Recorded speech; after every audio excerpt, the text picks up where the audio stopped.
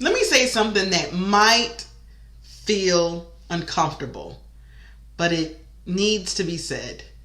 Your job is not responsible for your self-care. And let me say that one more time. Your job is not responsible for your self-care. Your job can support wellness. Your job can create better conditions. Your job can offer resources. But your self-care, that part belongs to you. And once you understand that, everything changes. Now, before anyone jumps to conclusions, let me be clear that this is not me excusing toxic workplaces. This is not me saying burnout is your fault. And this is not me promoting grind culture. Absolutely not. This is about power. Because when you believe that your well-being is in someone else's responsibility, you give up control over the one thing that you can actually influence. And that's your capacity and your boundaries and your energy. And from an HR perspective, I've seen this play out over and over and over again. That people wait for the job to slow down. They wait for the manager to notice. They wait for things to change. And they wait for the workload to become reasonable. And sometimes, many times, that never happens. And while you're waiting, you're exhausted. You're resentful. You're burnt out. And you're running on energy. And the job keeps going. Now, let's separate truth from fantasy and what the job actually owes you and what they don't. What a job should provide is fair pay, reasonable expectations, safety, clear communication, and access to wellness resources. That's what they should provide.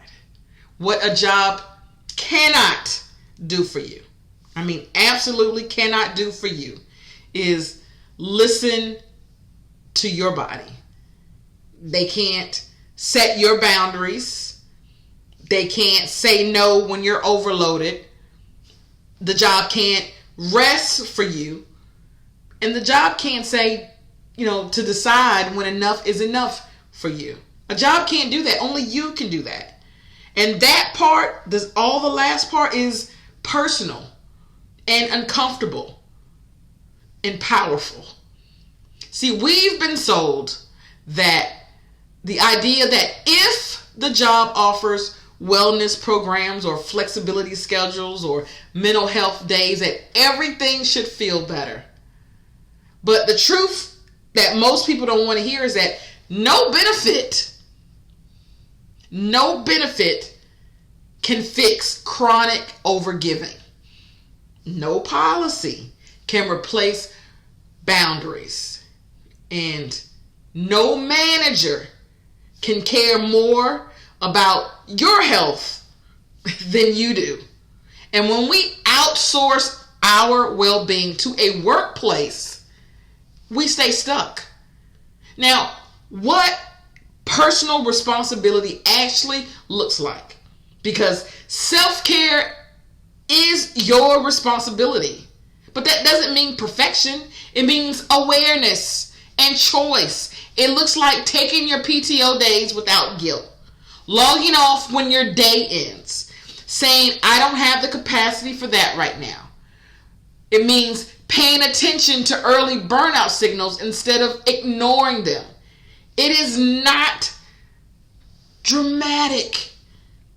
Self-care is consistent. And when you accept that self-care is your responsibility, you stop waiting for permission.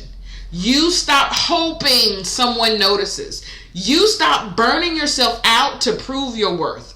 You start making decisions with yourself in mind. And that is not selfish. That's sustainable. And let me say this really, really clearly, because this is an important reminder and I don't want anyone to misinterpret this. Jobs still have responsibility. Leaders still matter. But you are the first line of defense. And you're allowed to protect yourself even if the workplace hasn't caught up yet. And if you're waiting for work to make space for your well-being, I want you to hear this, that you're allowed to create that space for yourself. You're allowed to prioritize your health. You're allowed to choose sustainability over survival mode. Self-care is not your job's responsibility. It's yours. And that's where your power is. I'm Belinda Harris.